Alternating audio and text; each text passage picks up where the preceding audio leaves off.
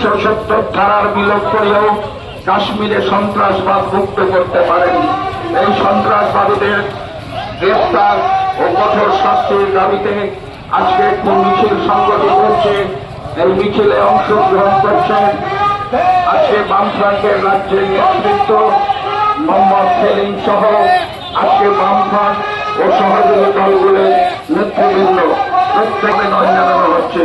যেভাবে গত পরশুদিন জম্মু কাশ্মীরের পহেলগাঁওতে আক্রমণ করেছে সন্ত্রাসবাদীরা এবং যেভাবে নিরীহ মানুষের প্রাণ গিয়েছে সেই হত্যালীলার বিরুদ্ধে, এবং মুর্শিদাবাদে যেভাবে সাম্প্রদায়িক দাঙ্গা হাঙ্গামার বলি হয়েছে 3 জন এবং ব্যাপক লুটপাট হয়েছে, ঘর জ্বালানো হয়েছে, তার প্রতিবাদে সাম্প্রদায়িকতার বিরুদ্ধে, সন্ত্রাসবাদের বিরুদ্ধে সবাইকে একসাথে লড়তে হবে, সেই আহ্বান জানিয়ে এই মিছিল।